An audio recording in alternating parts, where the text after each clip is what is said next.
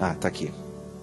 Padre, eu preciso de ajuda. Minha filha sofre de toque, que é aquela síndrome, né, da pessoa ter uma mania de repetir um determinado gesto. Há mais de 8 anos, Padre, não sabemos mais como agir. Pedimos que o Senhor nos ajude. Minha filha, isso precisa ser diagnosticado de maneira correta, né? Você precisa ter um bom profissional de saúde, um bom médico, um bom psiquiatra, para poder identificar a origem do toque. Porque nós não podemos tratar isso sem a ciência. A não ser que você tenha, por exemplo, tem muita gente que sofre de toque. Aliás, tem muita gente nos dias de hoje, né? O que tem de gente neurótica hoje é impressionante. Tenho muito respeito, sabe? Eu também tenho os meus toques, eu também tenho as minhas manias. E eu preciso o tempo todo ter consciência disso. Vale o seguinte, se você tem um transtorno obsessivo compulsivo, que é isso que é toque, você precisa de ajuda médica. Mas antes da ajuda médica, você precisa da sua autopercepção. De você identificar onde é que você está exagerando. Tem gente que tem mania de lavar a mão. Lava a mão 300 vezes e ainda se sente sujo. Não é só, o problema não está nas mãos. A reação, o acontecimento é lavar as mãos. Agora, existe uma causa muito mais profunda gerando esta ação. E todos nós corremos o risco. Isso é doença muito típica da pós-modernidade, né? Desse tempo em que nós estamos tão ansiosos, muita responsabilidade em cima de nós, muitos pesos, muita infelicidade, muita gente infeliz nos dias de hoje, fruto desse tempo, desse jeito de viver, dessa falta de vínculo, dessa falta de amor, dessa pressa. Então a gente precisa ter quem identifica isso, autopercepção, o que será que está gerando, será que essa pessoa está passando por algum problema, por alguma dificuldade, tentar amenizar isso com mudança de vida, com mudança de comportamento mesmo.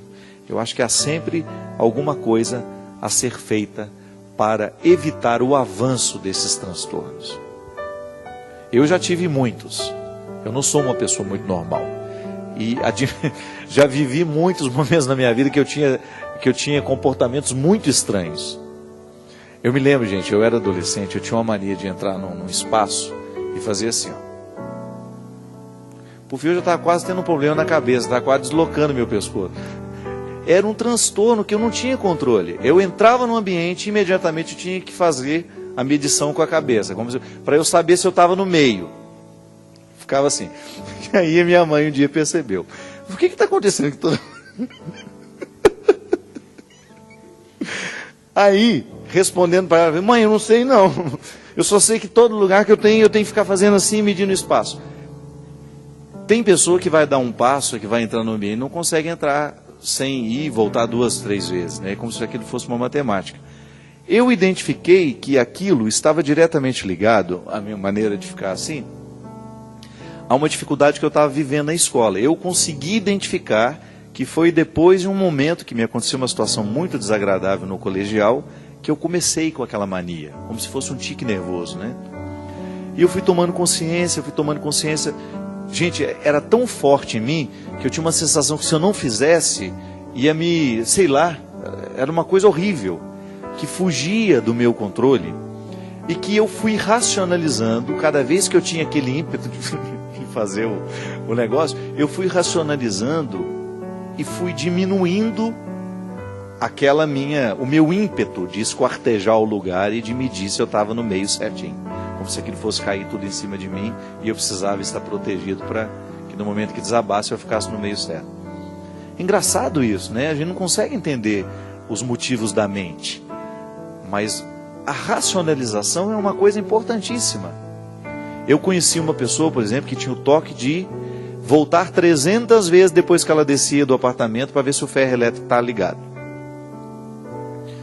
Ela conferia que o ferro elétrico estava fora da tomada, ela descia, ligava o carro, pensava, ai meu Deus, será que eu desliguei o ferro? Aí subia de novo. Gente, às vezes fazia isso 5, 6 vezes seguidas. Você pode pensar, gente, ela é burra, ela é idiota. Não. Isso é um transtorno obsessivo compulsivo, isso é uma doença típica da modernidade. Não sei se os nossos avós tinham isso.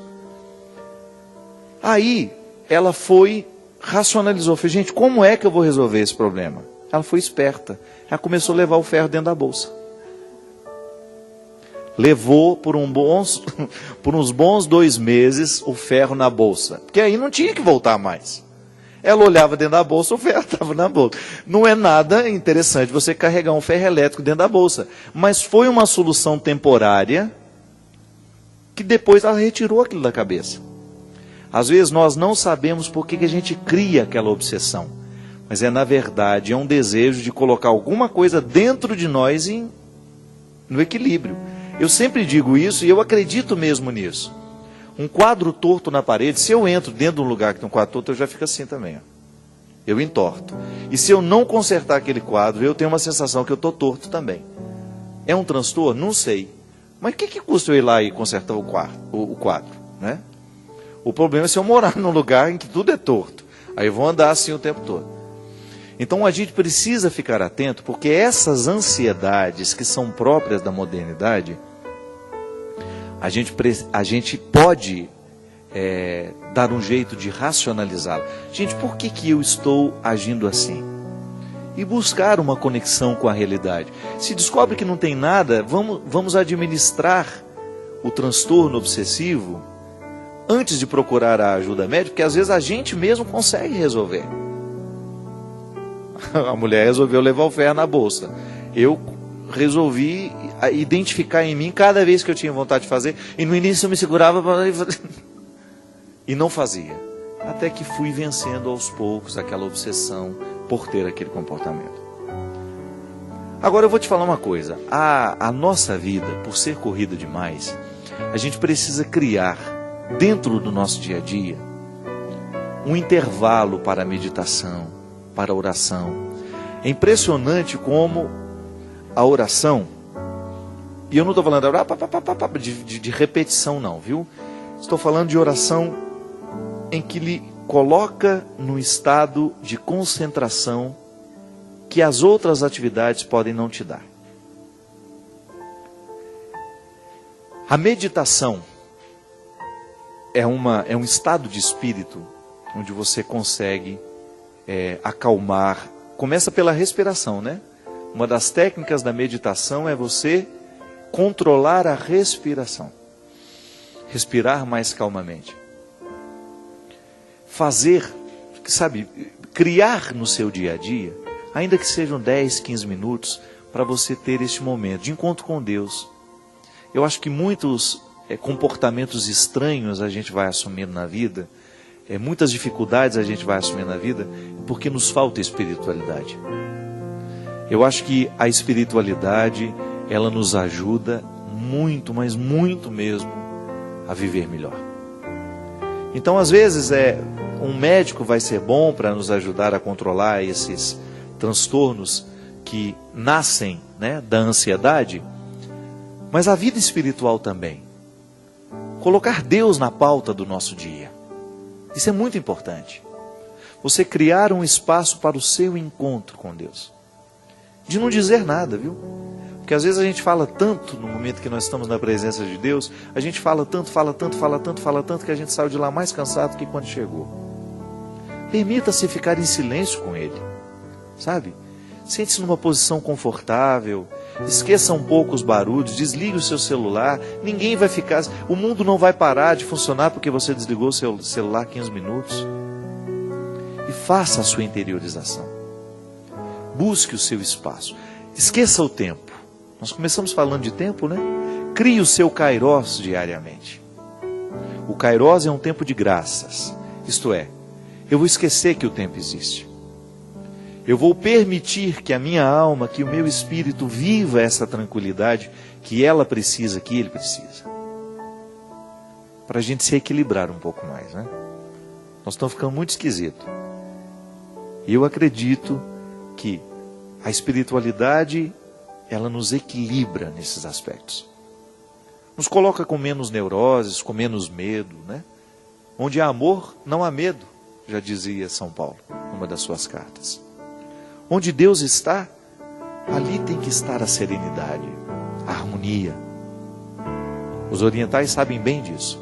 As religiões orientais trabalham muito isso.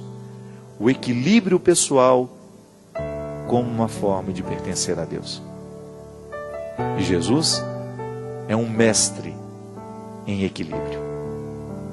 Jesus é um homem equilibrado nas suas ações, no seu jeito de ser.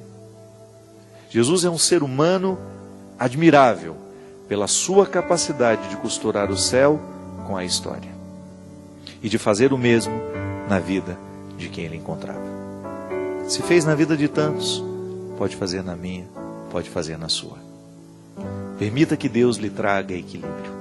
Permita que a sua espiritualidade possa lhe colocar em harmonia com a vida que você precisa viver, com seu espaço, com seu lugar, com a sua história. Obrigado pela sua companhia. Que Deus abençoe muito vocês. Que nós tenhamos bom fim de semana, um bom resto de semana, e que a gente se disponha a viver esse processo de Deus que sempre nos faz bem. Toda vez que Deus entra na nossa vida, Ele só nos faz bem. Derrame sobre todos nós a sua bênção. Ele que é Pai, Filho e Espírito Santo. Amém. Até a semana que vem, se Deus quiser.